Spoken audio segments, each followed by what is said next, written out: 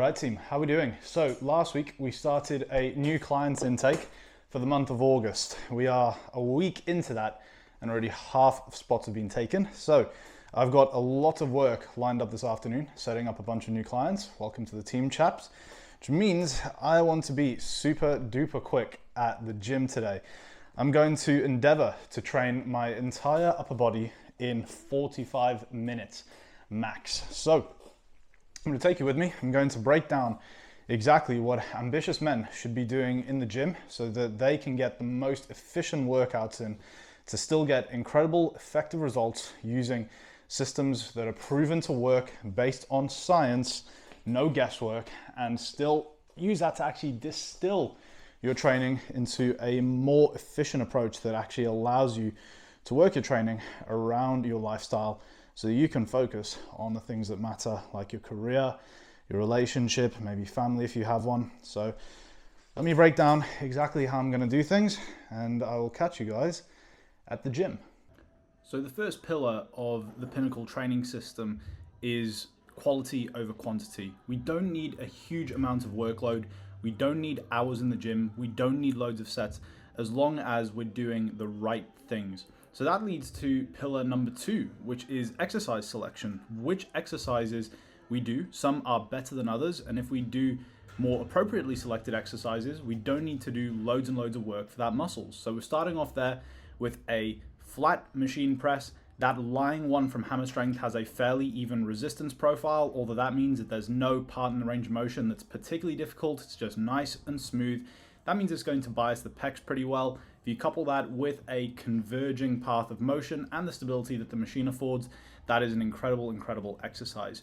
For my secondary press, I'm doing something a little bit different because mobility and longevity is another pillar of the Pinnacle training system. So I'm actually doing a behind the neck press.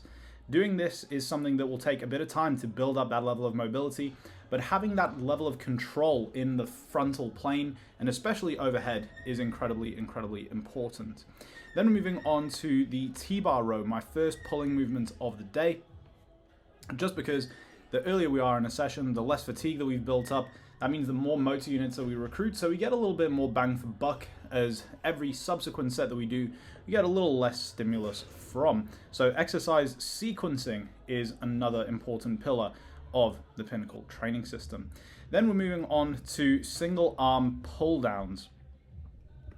When we do an exercise with a single side, single limb, we're using less total muscle mass in our body, which means our central nervous system doesn't need to juggle quite as much. It's actually going to increase motor unit recruitment to the working side. For this reason, not only are we typically a little bit stronger when we're doing single limb movements, all other things being equal, for example, stability, but it means that once again, we basically offset that fatigue that we've been building up, so we're still going to get a good bit of motor unit recruitment and subsequent stimulus to the muscles later in the session by then doing some single limb lifts.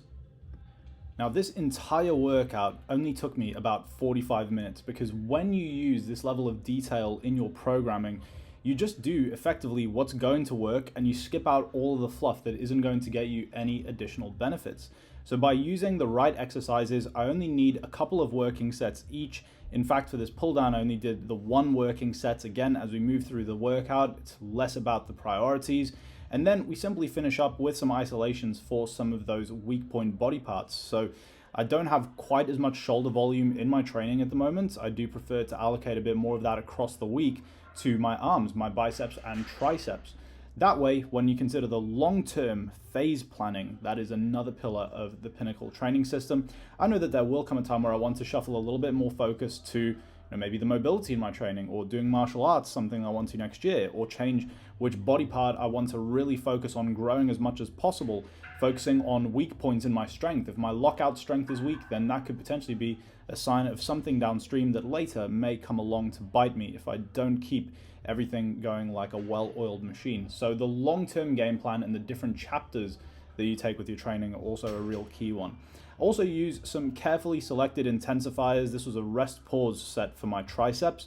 So effectively just getting the most effective reps that I can in a short space of time. And that just once again plays into the time efficiency of the session so that I can still get in and out of the gym, get the job done, get a great physique, and still be able to allocate as much time as I need towards my career, towards my family, and all those other things. For this reason, you can also see that these sets are taken to a very high degree of intensity. Pretty much all of them were taken to failure, or close enough, because I'm still very early in my training block. So here, just finishing up with some dumbbell hammers. I'm going from dual arm to single arm as I start to fatigue. Once again, taking advantage of that bilateral strength deficit to squeeze out a few more reps.